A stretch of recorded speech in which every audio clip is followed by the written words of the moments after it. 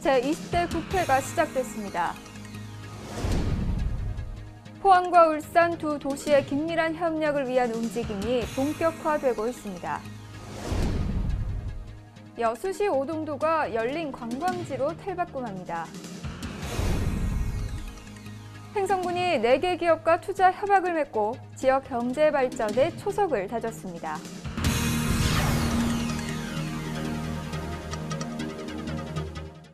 시청자 여러분 안녕하십니까? 지역 균형 발전과 문화 소통을 위해 앞장서고 있는 지자체 뉴스입니다. 때이른 더위로 전국의 강과 바다에 피서객들의 발길이 끊이지 않고 있는데요. 특히 이달 들어 해운대를 비롯한 지역의 주요 해수욕장들이 잇따라 개장 소식을 알리고 있습니다. 게다가 올해부터는 야간 개장을 해 밤바다의 여유까지 즐길 수 있다고 하니 소중한 추억 만들어 보셔도 좋겠습니다. 항상 발빠르게 각 지역의 소식을 전하는 지자체 뉴스. 한 주간 대한민국을 뜨겁게 달군 국회 소식부터 정리해드립니다. 안녕하세요. 박나은입니다.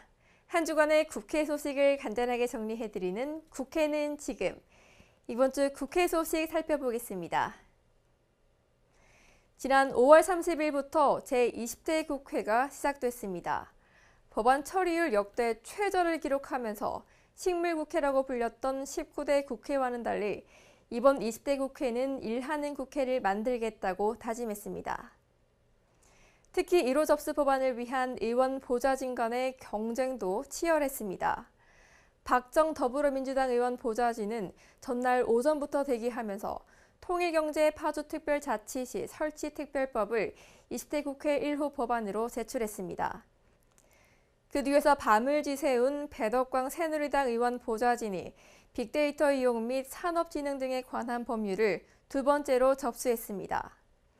박근혜 대통령은 제20대 국회 임기 시작을 축하한다며 20대 국회가 국민을 섬기고 나라를 위해 일한 국회로 기억되기를 바란다고 말했습니다. 20대 국회의 원구성 협상이 난항을 겪고 있습니다. 20대 국회 원구성 협상의 최대 쟁점은 국회의장을 어느 당이 맡냐는 건데요. 여당인 새누리당과 일당인 더불어민주당이 국회의장직을 놓고 맞섰기 때문입니다. 국회법에 따라 여야는 오는 6월 7일까지 국회의장단을, 9일까지는 상임위원장직 배분을 마쳐야 합니다.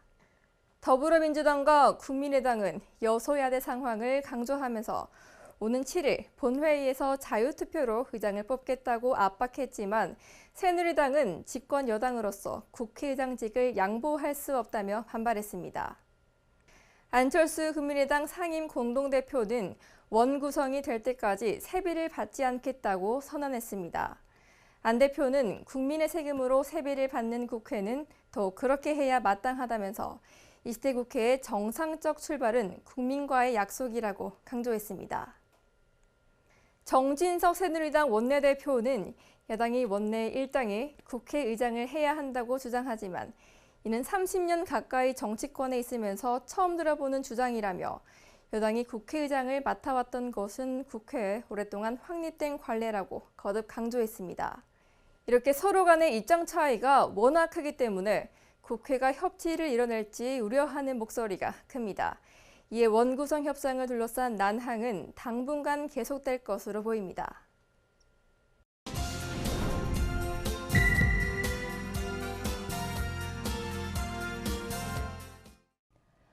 포항 울산 간 고속도로의 완전 개통이 한 달여 앞으로 다가왔습니다.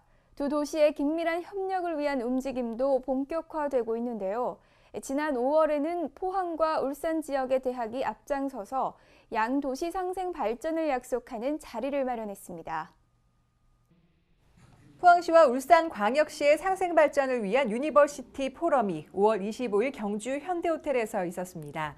이날 포럼에는 이강덕 포항시장과 오규택 울산경제부시장을 비롯해 두 도시의 상공회의소, 포스텍, 한동대, 울산대, 울산과학기술원 관계자 등 300여 명이 함께 했는데요. 대한민국 대표 산업도시인 포항과 울산이 세계적인 경기 침체와 산업 위기로 어려움을 겪고 있는 가운데 산학관이 협력해 두 도시의 지속적인 성장을 도모하기 위한 유니버시티 선포식이 펼쳐졌습니다. 이와 함께 포항과 울산 지역의 38개 업체가 참가해 대표적인 첨단 기술을 소개하는 기술 박람회도 열려 상생 협력에 의미를 더했습니다. 포항시는 지난해 문화체육관광부가 주관한 문화시범도시로 선정된 후 시민과 함께하는 문화창조도시 조성을 위한 용역을 실시한 바 있는데요. 그 중간 결과를 점검하고 전문가와 시민들의 의견을 청취하기 위한 포럼이 진행됐습니다. 포항시는 5월 25일 시청에서 문화예술 관계자와 시민 200여 명이 참석한 가운데 문화도시 조성사업 포럼을 열었습니다. 이날 포럼에서는 포항의 문화도시 조성 5개년 기본 및 중장기 계획에 대한 설명과 함께 포항의 정체성을 드러낼 수 있는 공간을 중심으로 한 문화도시 조성 방안, 그리고 그에 따른 세부 계획이 발표됐습니다. 특히 연호랑 세운여로 대표되는 포항 문화창조 6대 핵심 가치가 제시됐으며 문화 정체성 확립, 플랫폼 조성, 접근성 향상, 창조층 양성 등 4가지 전략을 중심으로 지역의 문화 발전을 이끌 실천적 로드맵이 제기되기도 했습니다.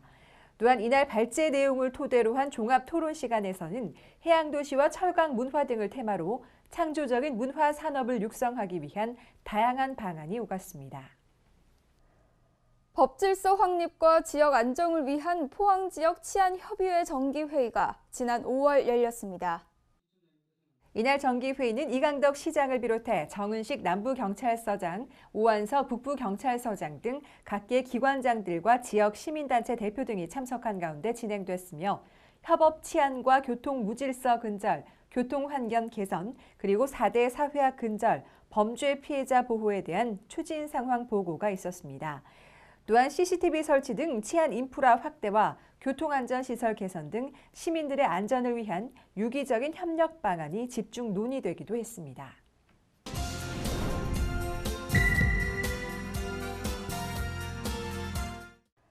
여수시가 대표 관광지인 오동도를 모든 관광객들이 제약 없이 이용할 수 있도록 열린 관광지를 조성합니다.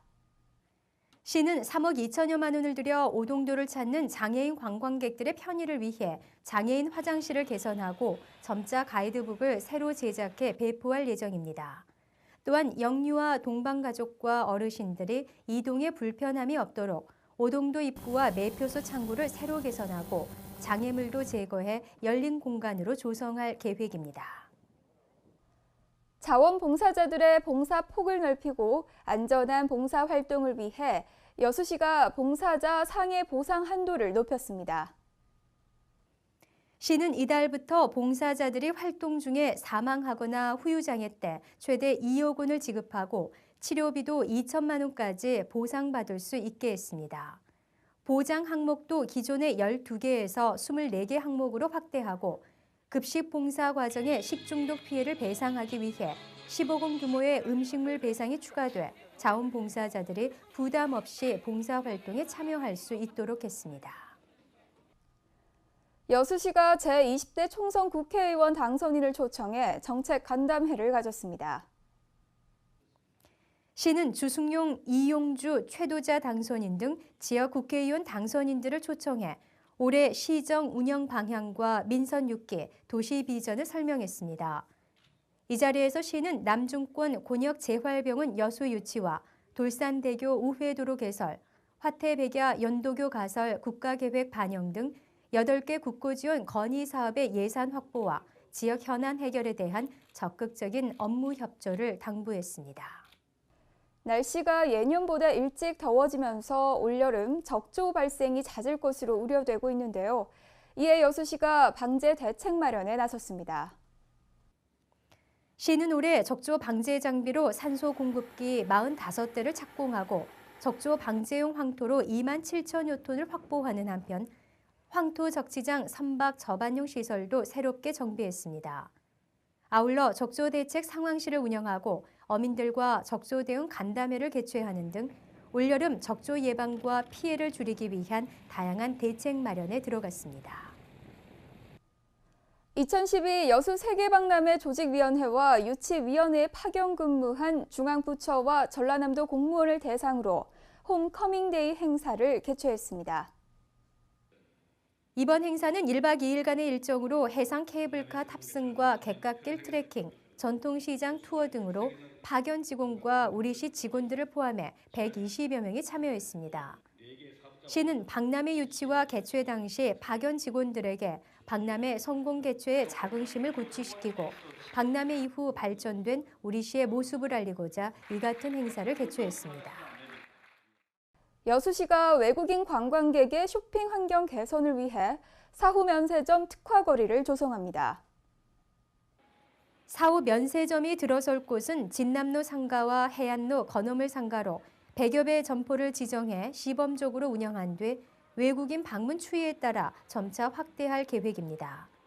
사후 면세점은 외국인 관광객들이 면세 판매자로부터 구입한 물건을 출국한 관할 세관장에게 확인을 받고 부가가치세 등을 환급받는 제도로 서울 명동 등에서 운영하고 있습니다. 여수시 대표 특산품인 돌산 갓김치와 검은도 해풍쑥이 미국과 일본에서 해외 상표를 등록했습니다. 이번 해외 상표 등록으로 6차 산업의 기반 조성은 물론 국내외에서 법적인 권리를 보장받게 돼 특산품 브랜드 관리에 탄력을 받게 됐습니다. 특히 국내 최고의 브랜드로 자리 잡은 특산품의 해외 판로 개척과 함께 국내 유통 활성화에도 큰 도움이 될 것으로 기대되고 있습니다.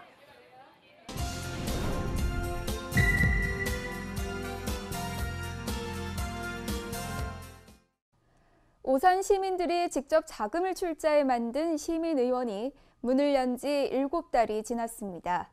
지난 5월에는 조합원들과의 약속을 지키기 위해 치과 진료도 시작했는데요. 거품을 뺀 진료비로 큰 호응을 얻고 있습니다. 오산 중원사거리 근처에 위치한 오산 시민치과의원.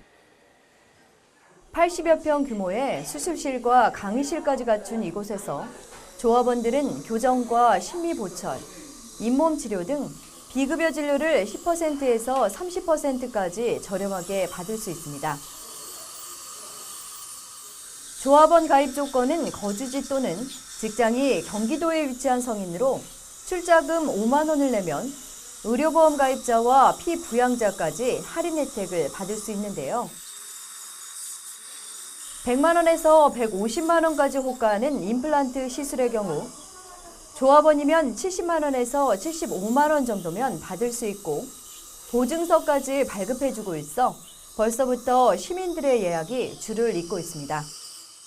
네, 이제 지인의 권유로 조합원을 이제 가입을 해서 병원도 이용해보고 이렇게 치과에 와보니까 그러니까 어느 그 일반적인 치과하고 수준 면에서도 떨어지지 않고 치료도 정말 친절하게 잘 해주시고 또 우선은 보철 치료라든지 그 비급여 항목들에 있어서 일단 저렴하게 저희가 이용할 수 있다는 점에서 정말 메리트 있는 병원이라고 생각합니다. 네, 너무 좋습니다. 남촌동 주민자치위원회를 중심으로 오산 의료소비자 생활협동조합을 구성해 지난해 10월 문을 열게 된 시민의원. 진료를 시작한 지 7달 만에 조합원은 2,700여 명까지 늘었고 하루 내원 환자도 60여 명에 이릅니다.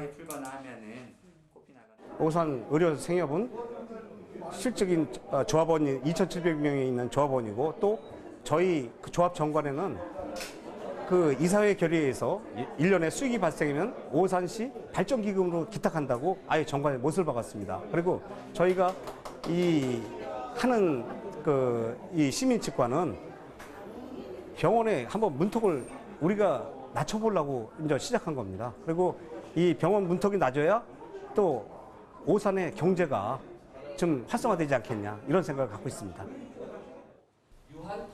현재 의료소비자생활협동조합은 전국적으로 550여 개. 진료비 거품을 빼고 과잉진료 없는 의료시설을 만들기 위해 오산에서는 처음으로 문을 연 오산 시민의원이 앞으로 오산시 의료 환경을 어떻게 개선해 나갈지 주목됩니다. 오산시 사회복지협의회가 관내 34개 기관들과 업무 협약을 맺고 소외된 이웃들을 향해 첫 발을 내딛었습니다. 지난 19일 자원봉사센터에서 열린 좋은 이웃들 발대식에서는 주요 협약 기관인 오산시를 비롯해 화성 동부경찰서, 오산소방서, 남부종합사회복지관 등 34개 기관의 관계자들과 봉사자 150여 명이 참가해 복지 소외계층 발굴과 지원에 한뜻을 모았습니다. 좋은 이웃들이란 사회복지협의회와 민간의 협력을 통해 소외된 이웃들을 지키기 위한 사업으로 전국 100개 지역에서 주민들이 봉사단을 구성해 활동하고 있는데요. 오산시는 오산시 사회복지협의회와의 협약을 통해 그동안 관내 복지사업의 허브를 담당했던 지역사회 보장협의체, 무한돌봄센터, 동주민센터의 기능을 적극 활용해 복지 소외계층 발굴과 이들을 지원하기 위한 대내외 자원연계 및 개발에 적극 협조하기로 했습니다. 오산시 사회복지협의회는 좋은 이웃들 사업과 관련해 한국사회복지협의회로부터 2천만 원을 배분받아 도움이 필요한 이웃들에게 식생활, 주거, 교육, 의료 등의 분야에 걸쳐 구호 활동을 펼칠 계획입니다. 한편 이날 열린 발대식에서는 업무 협약 외에 신규 봉사자들에 대한 위촉식과 교육이 함께 진행됐습니다.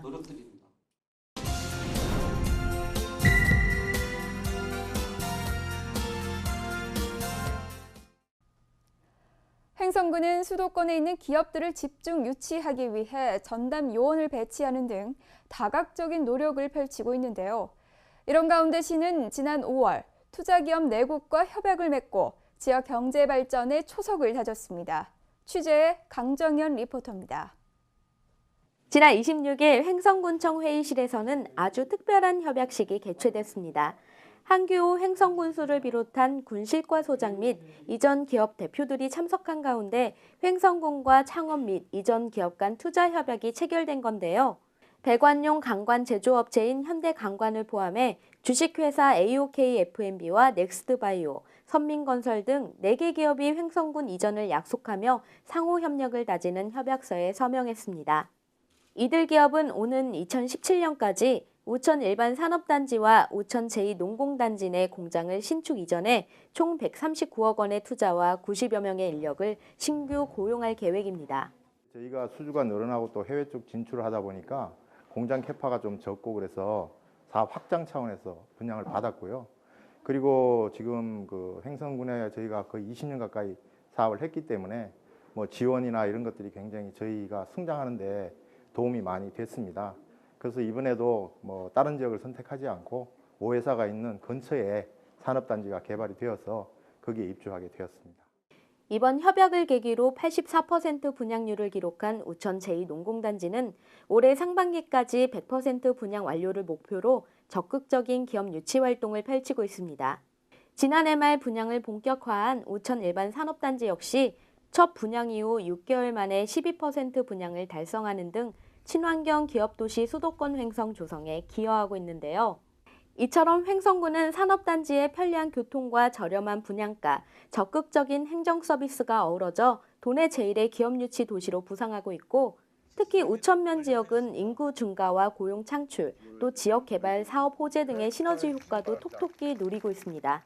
우천면은 지역 여건이라든지 또 교통 여건 모든 그런 게 인프라가 갖춰져 있는 지역으로 판단을 해서 기업 우량 기업체가 면민들이 또 같이 협력하고 상생할 수 있는 걸로 판단이 되고 이런 기회를 통해서 횡성군 10만 인구 되찾기와 군정 방향인 기업하기 좋은 도시 횡성을 만들어 나가는데 중심적인 역할을 할 수 있을 것으로 기대됩니다.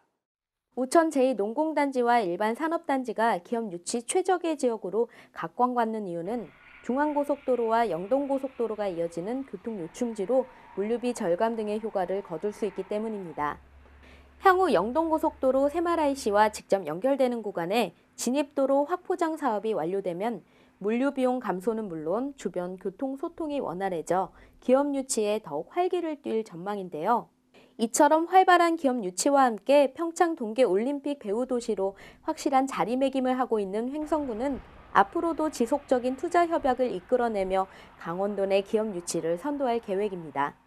기업 유치는 우리 지역의 경제를 살리고 또한 인구를 증대시키고 또 더 나아가서는 우리 국민들이 대대로 먹고 살 수 있는 일자리를 창출하고 있다는 점에서 매우 큰 의미가 있습니다. 그런 점에서 보면은 그 기업 유치야말로 횡성군이 성장하는 데 있어 가장 큰 그 중요한 일이 아닐 수 없습니다. 이번 투자 협약을 통해 횡성 지역의 경제 활성화 및 고용 창출이 기대되는 가운데 횡성군은 투자 기업의 조기 정착과 경영 안정화에도 적극 지원할 방침입니다. 횡성군은 민선 6기 이후 전방위적인 기업 유치 활동을 통해 총 36개 기업과 투자 협약을 이끌어냈는데요. 이로써 우천 제2농공단지와 우천 일반 산업단지의 분양률을 높이는 등 순조로운 성과를 내고 있습니다. HSTV 강정현입니다. 횡성군의 인구 10만 늘리기 프로젝트가 민간 단체를 중심으로 본격 추진되고 있는 가운데 지난 5월에는 중소기업 융합 횡성교류회 간담회가 개최됐습니다. 한규호 횡성군수 주재로 개최된 이번 간담회에는 중소기업 융합 횡성교류회 회원 30여 명이 참석해 횡성군 10만 인구 늘리기 프로젝트 동참과 확산을 약속하며 민간 주도의 적극적인 확산 운동을 결의했습니다. 정대환 중소기업 융합 횡성교류회 회장은 대대적인 공감대 형성 운동을 전개해 횡성 인구 10만 늘리기 프로젝트를 본격 가동할 계획이라고 밝혔으며 한규호 횡성군수 역시 인구 증가야말로 지역 경쟁력을 키우는 가장 중요한 요건이라며 군민들의 자발적인 동참을 당부했습니다.